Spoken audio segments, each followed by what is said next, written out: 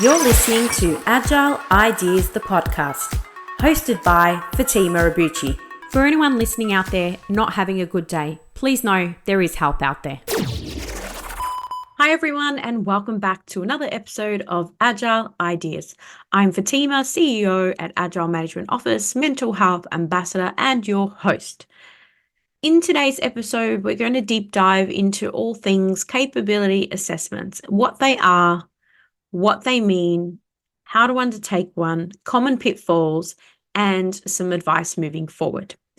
And I do want to preface this by saying that there is often a misunderstanding as to what capability means.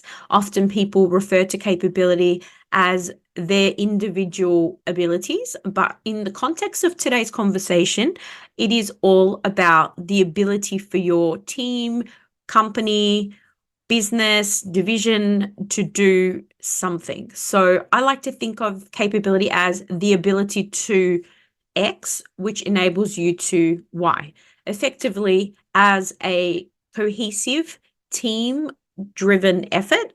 And what that means, particularly as I've investigated a lot around that in business day-to-day. So I want to share some of that. It is crucial for any organization or team looking to improve and grow. Before you can move forward, though, with capability assessments, you actually need to understand where you are, which is why they're so important, and actually give you the information to help drive the next steps. Think of it as taking stock of your current position before planning your next big move.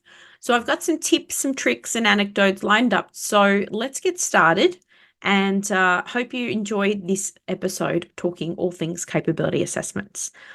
So capability assessments, think of it as like a health check for your business or your division or your company. It helps you to understand your current strengths and weaknesses, and it provides a clear baseline to work from. For example, I once worked with a company who believed that their project management processes were exceptional, but as the assessment was undertaken, it revealed significant gaps. By identifying these gaps early, we were able to make targeted improvements that align with their strategic goals. Effectively, what they were trying to do is they were about to acquire another company, and doing so would have led them to add complexity, process, capabilities from the other company, and all of the residual things that exist in the company that wasn't part of their business today. When you think about merging two companies, you've got to think about processes, you've got to think about tools, you've got to think about skills. There's a lot of things to consider, and a capability assessment is a great way to do that. The other ways I've used a capability assessment is effectively to help a new executive in a division or a department. They've come in and they know that they want to make a stand and improve things, and they just don't know where to start. They're really not sure where the challenges are. So the capability assessment that is undertaken usually will cover things such as skills, processes, tools, or technologies, and really give them a clear view of where they are starting. Think of it as their baseline for improvement. And then ultimately that in itself is then reassessed at future points in time. And that then becomes a baseline and a reflection point for them as they move forward to try to achieve their strategy. So now that you know what a capability assessment is, and as I mentioned earlier, it's not about necessarily the capabilities of any one individual. Often when an organization is undertaking a large restructure, they will typically look at capabilities from that context. But as I said, from the purpose of what I'm trying to help educate listeners on is it's around the people skills, which are one part of it, but also the processes and the tools. I think of it as a capability is the ability to X, which enables you to Y. And that X and Y can be anything. It can be resource management, it could be pipeline planning, it can be dependencies, it could be marketing, it could be sales, it could be absolutely anything. So now that you know what a capability assessment is, let's look at how we would conduct a capability assessment. Conducting a capability assessment involves several steps. First, you've got to define what you want to achieve with the assessment. Are you looking to improve your project management skills, streamline processes, upgrade your technology, or perhaps, as I mentioned earlier, you're acquiring a new business? Through then the process of surveys, interviews, and observations, you capture all of that data and then use that to spot gaps and areas for improvement. And although there are many different techniques and tools out there, such as a SWOT analysis, which stands for strengths, weaknesses, opportunities, and threats, that is only just one of the many, many different ways of undertaking a capability assessment. Ultimately, you define the scope and the objectives, and then you identify the key areas you want to assess. Once you've gone through that process, you then gather the data, and you need to make sure you have that place for that data, a tool or a database to collect all of that data. You analyze the data to identify gaps and areas for improvement, and then you prioritize those areas for development based on your strategic goals. Now, what I mean here is if your objective is, from a strategic perspective, is to introduce a new product or service into your business, then you're probably going to focus on the gaps or areas of improvement that most closely align to that strategic goal. You're not going to be looking at improving right now the things that are not going to take you closer to your immediate goals. And your goals might be those for the year or for the next 3 years or even for the month ahead. When you're undertaking an assessment, depending on which company you engage to do so, or if you do it yourself, in addition to the SWOT analysis, there are different capability maturity models. In project management, we refer to one known as CMMI, and that basically provides you 5 levels of maturity. It's very well known, and there's different adaptations of it. A lot of the consultancies typically adapt that to suit their business as well. So you might see different versions of that. One of the things we do at AMO is benchmark against different industries. And that is because over time, as we collect more and more data, we can then compare and provide that sort of holistic overview of what differs in terms of capabilities across different companies or industries. Of course, all of that is done anonymously as the information is rolled up. When you're undertaking an effective assessment, to ensure it's effective, you need to make sure you're objective and unbiased. The problem with undertaking an assessment yourself within your company is that it's often going to be met with some challenge because there is an assumption that it's not going to be objective, which is typically why we get asked to undertake assessments for them. You want to involve stakeholders at all levels, and you want to be careful about how you do this. You don't want to be as I said, you want to be objective. So you don't want to be picking stakeholders based on who you think is going to say positive things or negative things. You want to involve stakeholders at all levels and do so at random. Then once you've undertaken your assessment, you actually want to make sure that you're regularly reviewing and updating the assessment as needed. And the frequency on that may differ. If you're running a transformation program and you undertake an assessment at the beginning, you might then do one halfway through. If it's a company sort of assessment, you might do that anytime there's a significant management change, or maybe you'll do it annually. Once I remember undertaking an assessment for an organization, and through that process, the information and insights that I gathered that were completely unrelated to work, but rather the culture of the organization, was quite staggering. Through the assessment process, you typically find out information that you would not normally be privy to. And sometimes that insight around culture or challenges people are facing at work is something that is really powerful to share with divisions or departments such as HR teams or a HR manager. So we make sure that we do take that information and anonymously roll that up to make sure it gets to the right team or manager. So you've now understood what a capability assessment is and effectively how to conduct the capability assessment. Once you've done that assessment, you then need to make a plan to move forward. There is no point in conducting a capability assessment and then doing nothing with the data. It is just an ineffective use of your time.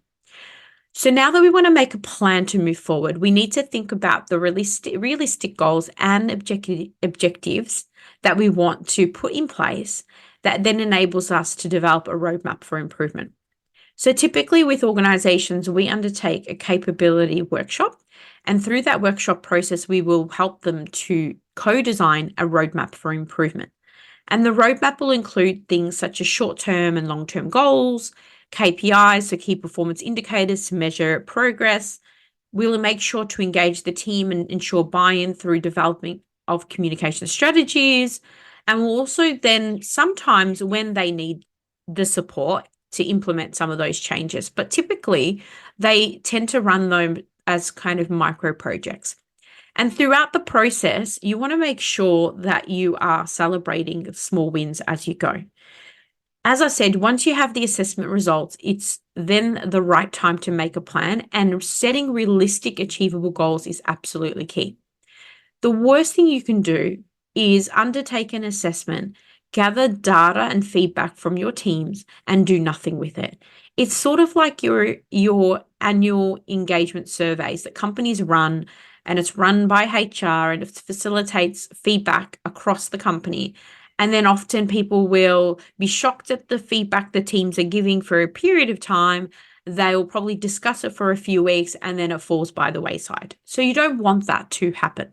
And a capability assessment is very different to those type of assessments or employee engagement surveys, because this is about the organization's ability to grow and meet its strategic objectives. So as you're going to develop a roadmap, it will include short-term, long-term objectives. You want to involve the right people in the process to ensure buy-in and commitment. And then you need to understand that although you might have a plan, as always with project management, we need to continuously monitor and be flexible. I once worked with a team that used Agile-based methods such as Kanban and others to actually iteratively improve their processes and not overload teams with too much additional work on top of their day jobs already. And the results ultimately were outstanding. So you want to make sure the plan has buy-in, and you want to make sure in order for it to have buy-in that you've co-designed it with the right people. Now, time to time when we undertake assessments and you find the right people, the right data, and you undertake all of that, there are still challenges that you'll face or pitfalls. And so I wanted to share some of the most common ones. One of those I mentioned a few times, and I'll repeat it again, that ignoring the results of an assessment is just completely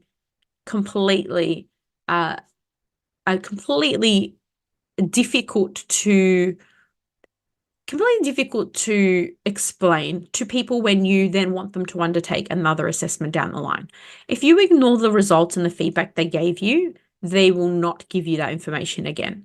And so we're really clear when undertaking an assessment how the information is going to be used, what's the rough timelines. Now, often we don't know whether a client is going to take on board the results and implement those changes, but what we can assure people is that we're going to take that information, roll it up, and make sure it's communicated at the very minimum in the right way to the right people. The other thing you might find is you might identify numerous things that you want to fix and change, and then you set unrealistic goals. An example of that is setting goals for the team to deliver an additional 20, 30, 40% of change or initiatives, and only not to realize that you haven't actually assessed the work capacity they've got today, and therefore nobody really has the time to take on this additional workload. So think about that and set realistic goals. Lack of stakeholder buy-in is one that is critical for anything you do, particularly in projects or undertaking assessments. You have to get the buy-in from those relevant stakeholders in order to support it from being able to be embedded. So always prioritize keeping your stakeholders informed and use different change and communication techniques like newsletters or meetings or showcases to keep them informed. Another one is not revisiting and updating the assessment.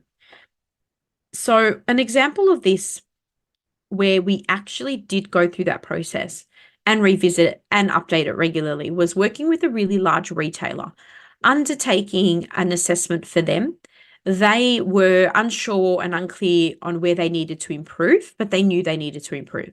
So we undertook an assessment for them, and it covered about 70% of the division within this company. And it was about 70 people. And then as a result of that assessment, we were then able to come back after 6 months and do a reflection and review where we were at that point in time and just how much progress had been made or not made. And we were really, really surprised. But by the point of having the other assessment booked in, it actually drove the teams to work harder to make sure that they could help to uplift the results collectively. And so there are numerous opportunities to improve. And even though that particular engagement was done completely remotely, it just shows you that one of the challenges is often collaboration, and people think that collaborating remotely is difficult. Yes, it can be, but not if you've got clear guidelines around how you will do that. And so hopefully these insights of common pitfalls are things that you can avoid in future. And then ultimately, when we think about capability assessments, you think of capability assessments as a vital tool for any business that's looking to grow or improve. They provide a clear picture objectively of where you are and help you plan your next steps effectively. You can start your own capability assessment today and see the difference that it can make. Ultimately, if you don't have a framework or an approach for undertaking a capability assessment, regardless of whether you are a small business, a medium business, or a large, or a team, or a manager of a team that just wants to improve and really not sure where to start, maybe you're hearing feedback from across the different teams or people that work for you saying that there's problems in processes and problems in different areas of the business, and you're really not sure what's accurate and what's not, then you could look at effectively engaging a consultancy to help you undertake that capability assessment.